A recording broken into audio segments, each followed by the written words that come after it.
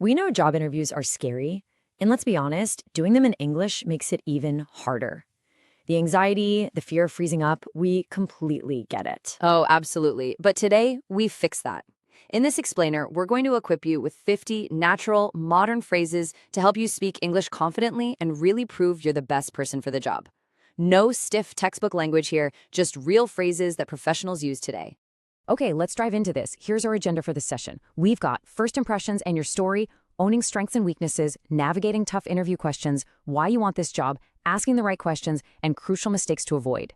Think of this clear roadmap as your ultimate interview preparation session. We're going to be your coaches today, getting you ready to walk into that room with complete confidence. All right, section 1, first impressions and your story. Starting strong and natural. Let's get right into it. Those very first words you say set a warm professional tone the moment you sit down. You want to sound capable rather than sounding stiff or overly formal. Let's look at the first 5 phrases. When you first sit down, you want to use a phrase like, "Thank you for having me." Let's do a quick mini role play so you can hear how natural it sounds. I'll be the interviewer. "Welcome. Please have a seat." "Thank you for having me. I'm really excited about this opportunity." "Perfect. Now you try." Say it out loud. "Thank you for having me." Excellent. Moving down the list, "I'm delighted to be here" is a slightly more formal but very positive opening. Right, and when starting your introduction, use "let me tell you a little about myself." To describe your specific experience smoothly, you could say something like, "I have a background in digital marketing," or "I've spent the last 5 years managing social media accounts." Continuing our story, let's rapidly go through phrases 6 through 10 to list your skills and motivation. You can say, "My experience includes both B2B and B2C sales." To show genuine interest, use "I'm particularly passionate about sustainable energy solutions." And this one brilliantly illustrates a modern, natural way to show motivation. "What drew me to this role was your company's focus on innovation." It sounds so much better than just saying, "I want this job." Exactly. It's fantastic.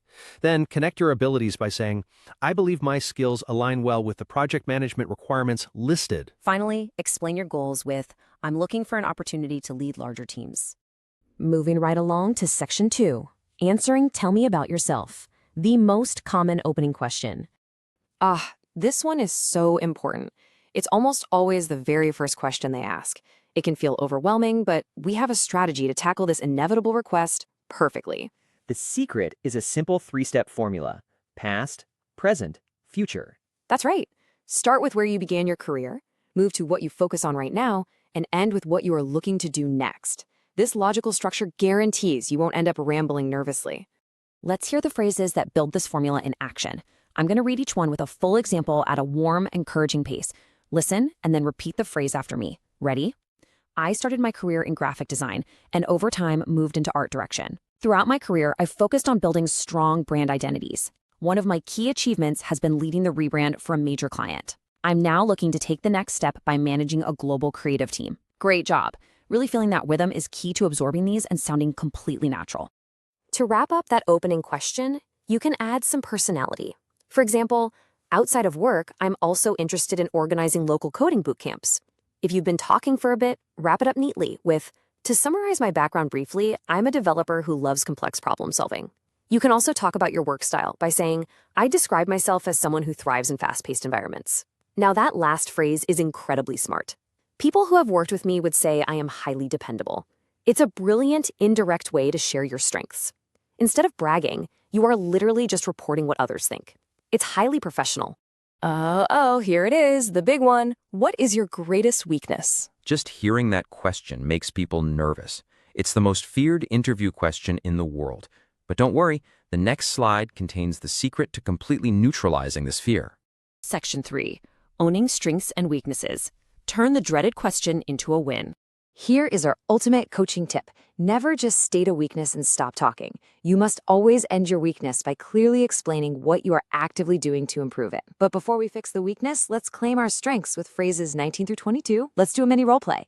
Host A, what would you say is one of your greatest strengths? Well, one of my greatest strengths is my ability to stay calm under pressure. I work well under pressure because I prioritize tasks and stay focused on the goal. See how naturally that flows? You can also say I'm particularly good at finding creative solutions. Or again, rely on others' opinions with, "I've been told that I'm very good at mediating team conflicts." Now tackling the weakness with phrases 23 to 27. Look at the phrase, "One area I'm working to improve is." Let's emphasize the say and pause technique here. I'll read an example, you pause and repeat it. focusing on physically practicing this exact verbal pivot from negative to positive. Ready? I used to struggle with time management, but I've worked on it by using a daily task planner. Excellent. You're showing growth over time.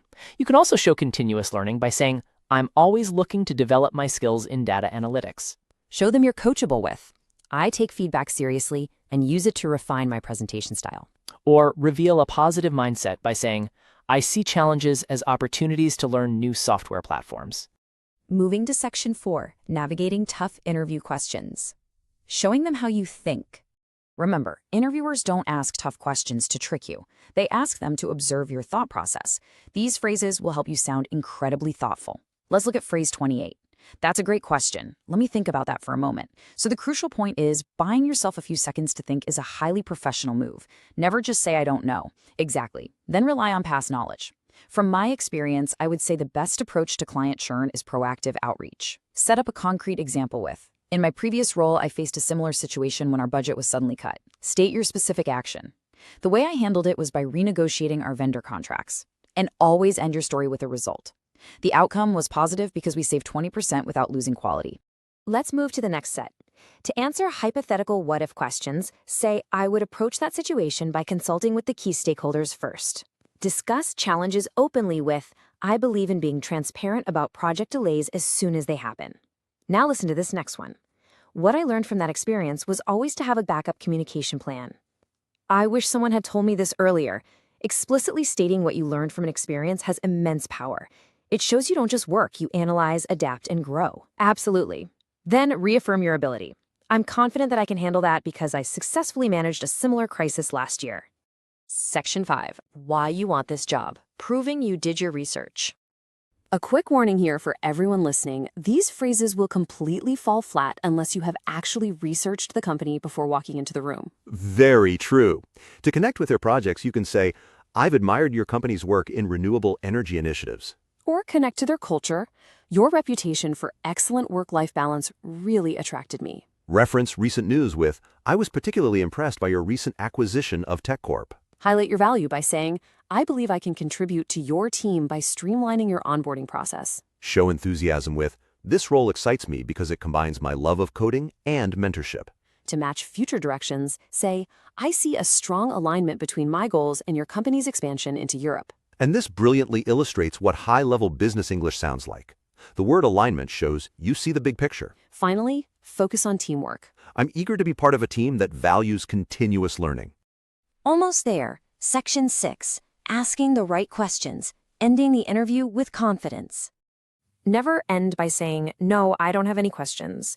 Asking good questions is just as critical as answering them because it shows you're serious and prepared. Let's do a quick role play for these first 4 questions. I am the interviewer. Well, that's all from me. Do you have any questions for us? Yes, I do.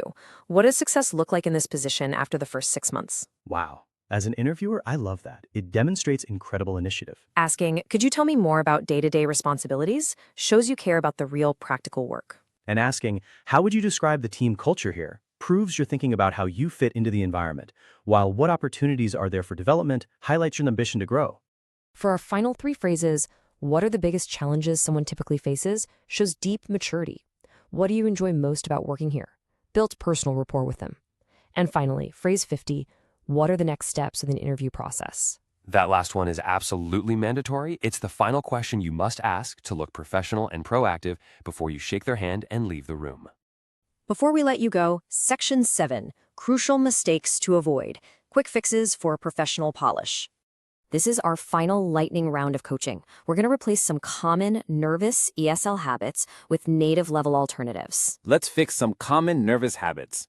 Instead of saying, I don't know, say, let me think about that. If you find yourself speaking too fast because of nerves, just take a breath before answering. Slow is professional. If you're tempted to be negative about past jobs, stop.